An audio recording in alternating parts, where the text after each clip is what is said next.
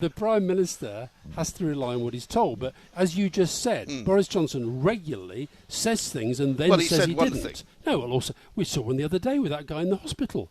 There are no cameras here. There's no media here. No, he said there was no press. Oh, I see. Yeah, so let's use all the right words. Oh, I see. Let's use all the right words. What was he trying to convey with that I think he was trying to say that, look, you're talking to me over here. The press is not here. That's what he was saying. Oh, I see. In my view. And it turns out that the guy who claimed that the NHS had been destroyed by Boris Johnson later took his daughter home, who was unfortunately in the hospital being treated for something. So clearly he was also lying when he said the NHS had been destroyed because they fixed his daughter.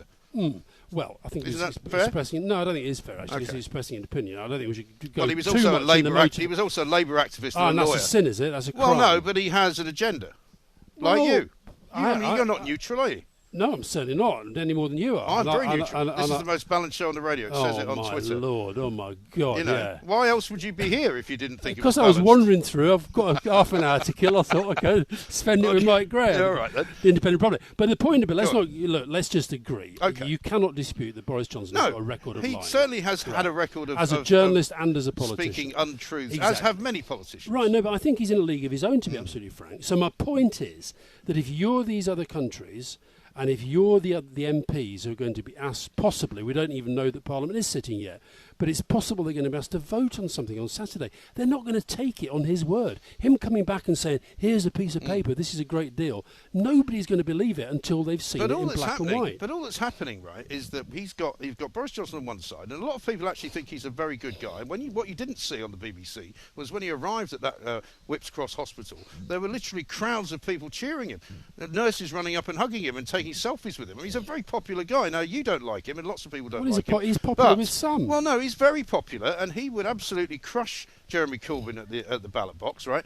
And this is all feeding into him winning an election, because what is appearing to be the case now is that people are standing in his way from trying to do what he believes is the right thing. Like stand up for the law. Well, no. The rule of law. No, he's standing up for the people who voted to leave the European Union. And the rule of law has been invented and changed, and you know, the law that he broke, apparently, was not even there before he broke it. Well, we either believe... In retrospect, the Supreme Court decided that he had broken a law. We either believe in our legal system or we don't. And I think that for... Well, you mean your old man Tony Blair invented the Supreme Court. It didn't used to exist before he came up with it. That's fine, but, you know, what do you want to go? You want to go back to the what was wrong with the Master of the Rolls and the House of Lords being the highest court in the land? What was wrong with that? Because I think a lot of people felt that it was too close to the lot parliamentary like process. Well, that's how democracy works. No, it's not. Things evolve. No, when you become a Prime Minister with a massive majority, you can do anything you want. Well, I wish we'd done more. Well, I thank God you didn't, because what else would you have done? Oh, loads of stuff. The stuff we did on to Talk Radio, I can't even begin to tell you. Well, your lot on the Labour side love banning media that you don't agree with. No, I don't Speaking ban of anybody, which, I know you're persona non grata in the Labour Party at the moment, but is John McDonnell technically now the leader? Because that's what we're being told. When you say you're being told, you mean you read it in the papers? Yes.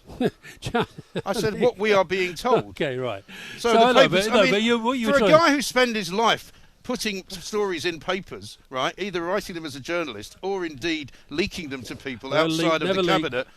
You brief. Yeah, I've been on the end of some of your phone calls. You know, I know what you said to people. Anyway, I'm not going to get into that now because you might get upset. But how about John McDonnell's now running the country, or running the Labour Party at least? No, I mean, I saw John McDonnell last week for GQ, and what I do think is that he's, you know, look, we know that we're running into an election period. And I think that John McDonnell is desperate for Labour to win. I think, therefore, he's trying to sort out a few difficult positions. But no, I mean, the one thing, I was with him for quite a long time in that interview. I didn't hear him say a single word that anybody could interpret as being disloyal to Jeremy Corbyn. Well, you wouldn't, would you? Well, I don't know. Would you? He's not going to say it, is he? Well, I don't know, but, you know, put it this way. I would make a judgment based on talking to him rather than doing what you do, which is sit and read these rags that you have around with you all the time. Rags, huh? Pretty much, let's be honest. He's made a career out of it, let's be honest. Now he's just rumping all over it. Now, I hope the weather isn't too bad for your march on Saturday. Me too. But I still think there'll be a lot of people there. We've got more coaches signed up than the last one. Be about 1 million, right? I don't know, but I hope a lot of people, because Same number of people that marched against the Iraq War. Well, there you go, and that's my point I made earlier about Churchill. You didn't pay attention to them either. No, because I think big decisions like that. You talked about Churchill. Would Churchill have gone to war in a referendum? No. So people are entitled to protest, but I'll tell you why. The reason I think the protest against this Johnson and Brexit is still not going away is because ultimately the Brexit he promised is not deliverable. The Brexit that he's offering now is, frankly, I think so far removed from what he was promising at the time. The sunlit uplands have all gone. Because they've all gone. The as only you say, argument it's you've not a got moment in left, time, is it? the only argument you've got left is we voted for it on June the 23rd, 2016. He's no longer saying it's going to be great for the country. He's no longer denying it's going to take a hit on the economy. His Queen's speech is for the birds because it's frankly not. He doesn't have a majority. It's entirely dependent on how the economy performs post-Brexit. And, you know, The economy's going pretty well at the moment. I think a lot of people are worried that if Brexit goes ahead in the way that he wants it to, then the economy is going to be in trouble. OK, well, we shall see.